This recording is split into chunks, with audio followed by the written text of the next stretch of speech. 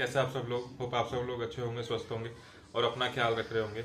First of all thank you so much मेरी last videos को प्यार देने के लिए, और ऐसे ही अपना सपोर्ट बनाए रखें। वीडियोस को ज़्यादा से ज़्यादा शेयर करें। अगर आपको वीडियो अच्छी लगे, क्वालिटी कंटेंट लगे तो आप उसको लाइक करें और मेरे चैनल को सब्सक्राइब करें। तो सबसे पहले मैं जो लास्ट वीडियो में मैं जो मिस कर गया था वो आप लोगों के साथ जो मैंने इंसिडेंट शेयर किया था कि जहां पे मेरे साथ एक जो कार मैंने परचेज की थी उसके अगेंस्ट एनओसी निकली हुई थी जम्मू की। दिल्ली से मैंने वो गाड़ी परचेज की थी, तो उसमें एनओसी निकली हुई थी जम्मू की जिसको कैंसिल नहीं करवाया गया, और डीलर ने मुझे वो एनओसी के साथ ही मुझे वो गाड़ी दे दी। और मैंने उस टाइम मेरी भी गलती थी कि मैंने चेक नहीं किया वाहन की वेबसाइट पे जाके। तो आप जब भी कोई गाड़ी लें सबसे पहले वाहन की वेबसाइट पे जाके उसकी डिटेल्स, उसके आरसी के साथ और प्लस एनओसी वगैरह अगर कोई या कोई और चीज, बाकी सारी चीजें जरूर चेक करें। इनफैक्ट गाड़ी को भी चेक कराने से पहले ये सब सारी चीजें आप चेक करें और उसके बाद ही गाड़ी की कंडीशन को चेक करवाएं किसी मैकेनिक से, लोकल मैकेनिक से या फिर ऑथराइज सर्विस सेंटर से। तो ये जो डीलर जिसकी मैं बात कर रहा हूँ वो आईटीओ में इसका ऑफिस है और यूनाइटेड एसोसिएट्स के नाम से। और जिस बंदे का ये मतलब जिसकी ऑनर है ये दो तीन ये जो कलीग्स है, फ्रेंड्स हैं जिन्होंने ये मिलके खोली हुई है, जिसमें एक जिसका नाम है अभिषेक, जिससे मैं डील कर रहा था। तो ये 2-3 साल मेरा ये केस चला जहां पे ट्रांसफर नहीं हो पाई, और जब मुझे पता चला कि ये 50-60 हजार पे इसको कैंसिलेशन का खर्चा है जो मेरे लिए नई चीज थी, तो फिर उसके बाद मैंने उसको एज इट इज ही सेल आउट कर दिया फर्स्ट ऑनर के नाम से। तो लकीली ये चीज मेरे लिए अच्छी रही कि जितने की मैंने ली थी, मैंने 4-5 साल यूज करने के बाद जितना उसका डेप्रिसिएशन वैसे भी होना था उतना ही मेरे को वो डेप्रिसिएशन मिला, और 4 लाख की लेके मैंने करीब वो 2 लाख के आसपास की गाड़ी बेच दी।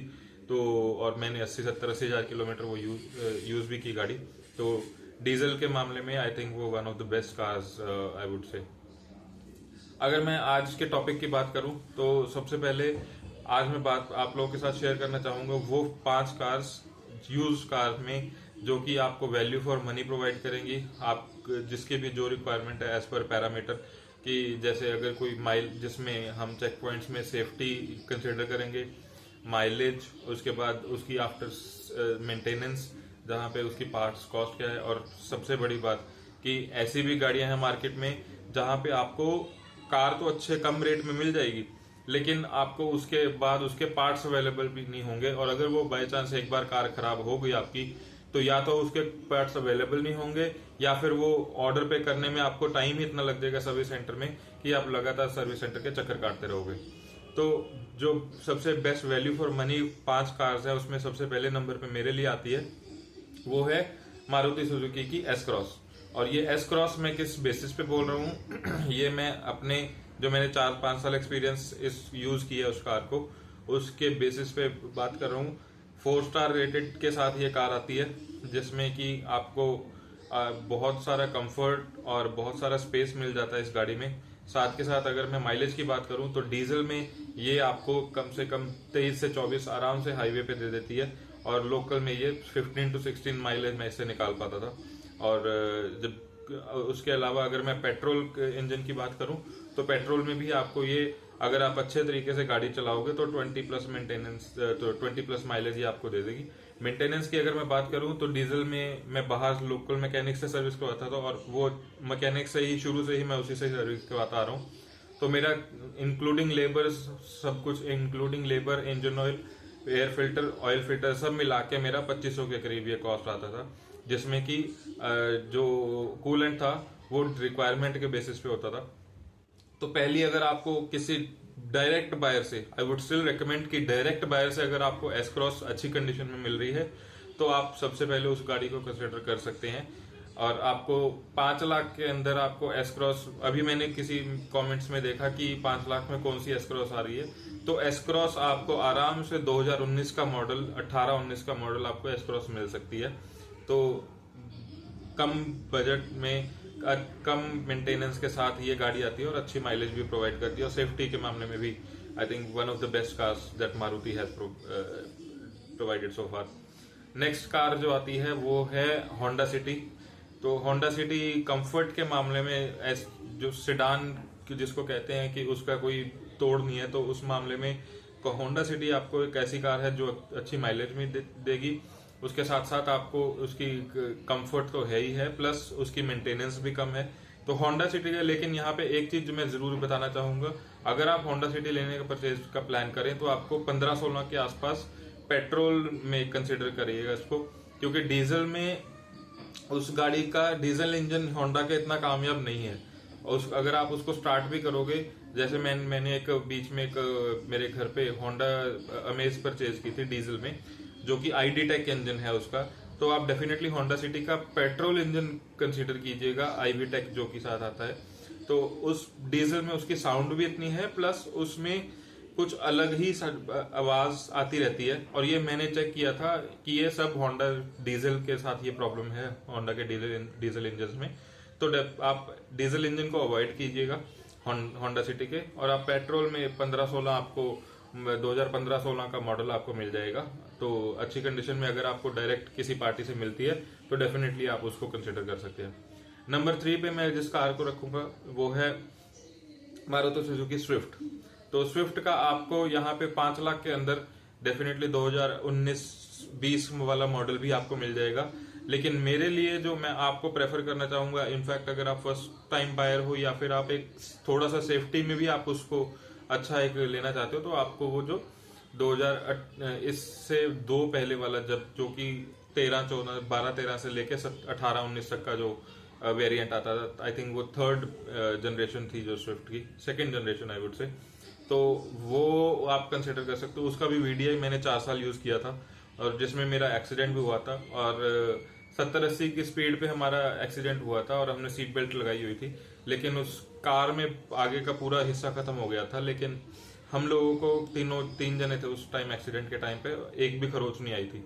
तो आप उस कार की बिल्ड क्वालिटी जो 2nd जनरेशन है उसकी, आप फिर भी कहोगे कि करंट और इससे पहले वाली जो जनरेशन थी उससे कुछ अच्छी थी, एटलीस्ट वो 2nd जनरेशन। तो आप 2nd जनरेशन वाली स्विफ्ट अगर आप डीजल में या पेट्रोल में कंसीडर कर सकते हैं।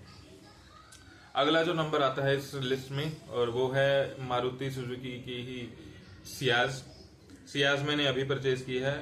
और इस पे मैं उससे पहले आपको एक चीज बताना चाहूंगा सियाज के नाम पे। हालांकि मैंने खुद परचेज की है कार, लेकिन आप सेफ्टी के मामले में कहीं ना कहीं आपको इस कार में कॉम्प्रोमाइज करना पड़ेगा। नो डाउट मेंटेनेंस कम है, माइलेज आपको अच्छी दे देगी, प्लस आप उसको कंफर्ट के मामले में भी होंडा सिटी के साथ बिल्कुल कंपेयर कर सकते हो। लेकिन सेफ्टी के मामले में और बिल्ड क्वालिटी के नाम पे इस कार में ये काफी ज्यादा लैक करती है। और आप अगर ज्यादा आप लोकल ज्यादा चलते हैं, हाईवे पे आपकी रनिंग ज्यादा नहीं होती, तो डेफिनेटली आप ये ले सकते हैं। और अगर आप हाईवे पे भी चलते हैं तो डोंट एक्सपेक्ट दिस कार कि ये आपको, जैसे मुझे आदत थी इससे पहले एस-क्रॉस डीजल में जो थी, तो उसका पुश एकदम से ऐसा था कि अगर मैं उसको पंजा दबाता था तो वो पूरा आपको फील देती थी, अच्छी उसकी पिकअप होती थी। उसी तरीके से अगर इसको मैं अब यूज कर रहा हूँ पिछले 2-3 हफ्तों से, तो ये काइंड ऑफ ऐसा इंजन है जो कि एक आराम से 80-90 पे क्रूज करने वाला, और ज्यादा कोई एक शूंशा करने वाली इंजन नहीं है ये आप आराम से चलिए, आपको अच्छी माइलेज देगी, लो मेंटेनेंस रहेगी, और साथ के साथ आपको कंफर्ट भी देगी। हाँ, जैसे मैंने बोला कि सेफ्टी में इसका कहीं ना कहीं कॉम्प्रोमाइज है, तो वो आप लोगों को साथ में एक देख के चलना पड़ेगा। और उसके बाद जो लिस्ट में जो नंबर आता है लास्ट, वो रहेगी मारुति सुजुकी ब्रेजा। मैं ये जरूर कहूंगा कि 5 लाख में आपको मुश्किल है मिल सके। डीलर आपको 4-4.25 लाख में भी आज के टाइम में दे रहे हैं। मैं अभी एक वीडियोस देख रहा था कहीं पे, जहां पे कोई बंदा i20 2,11,000 की, 2,35,000 की i20 एलिट i20 जो डीजल में वो दे रहा है। अरे भाई, जो गाड़ी किसी ने 12 लाख 8-10-12 लाख रुपए की परचेज की है 5-7 साल पहले, वो अभी आपको 2 लाख में वो कैसे दे देगा? ऑब्वियसली। और उसका एक और मैं कैच आपको बताता हूँ, जो गाड़ी के नंबर वहां पे वो विजिबल करते हैं, उस नंबर को जब मैंने वाहन की वेबसाइट में जाके चेक किया i20 को, उसको, तो आपको उसमें उसकी ऑनरशिप ही नहीं दिखेगी कि ऑनरशिप वो फर्स्ट ऑनर है, सेकंड है, थर्ड है, क्या है। तो ऐसी बहुत सारी एक जो हिडन चीजें जो निकल के आती हैं जब आप डीलर से परचेज करते हो। और जो कभी भी वो एक कहते हैं ना कि जब भी आप डीलर के पास जाओगे तो आपको कार सामने से देखने में ऐसे लगेगी कि जैसे वो अभी शोरूम से निकल के आई है। लेकिन जैसे कहते हैं कि हर चीज सोना नहीं होती, वैसे ही डीलर के पास जाने से पहले सबसे पहले डॉक्यूमेंट उसकी वेरीफाई कीजिए, और उसके बाद कार को मैकेनिक से चेक करवाइए। जब आप पूरा सेटिस्फाइड हो जाए तब आप उस गाड़ी को लेने का परचेज करें, प्लान करें। और अगर आपको पसंद भी आ जाए गाड़ी, तो ये मेरा एक्सपीरियंस से मैं बोल रहा हूँ कि अगर आपको पसंद भी आ जाए तो जरूरी नहीं है कि आपको वही कार परचेज करनी ही करनी है। और जगह जाके देखिए, उसका प्राइस चेक कीजिए। हो सकता है आपको उसी टाइम पे और अच्छी गाड़ी मिल जाए जब आप सर्च कर रहे हो। तो डीलर तो डेफिनेटली अपनी चीज को सोना कह के बेचना चाहेगा। तो आप ट्राई कीजिए कि पहली बात तो डीलर से किसी से ना ही ले तो अच्छा है, डायरेक्ट पार्टी से ले। उसके बाद अगर आप डीलर से ले भी रहे हैं तो सारी ये चीजें चेक करने के बाद ही ये आप कार परचेज करें। और अगर मैं ब्रेजा की बात करूं तो आपको 5 लाख में डीजल यहाँ पे 17-18 मॉडल मिल जाएगी। और दिल्ली एनसीआर में भी वो 2 साल के आसपास चल सकती है। लेकिन दिल्ली एनसीआर में सबसे बड़ा इस टाइम पे जो रहता है कि एक तो वो 10 साल वाला सीन, और दूसरा उस 10 साल में भी हर साल 1-2 महीने आपका अगर सुप्रीम कोर्ट का ऑर्डर आ गया या फिर डीजल पे जिस तरीके के आजकल नॉर्म्स आ रहे हैं, तो आप जानते ही उसकी अनसर्टेनिटी है डीजल में।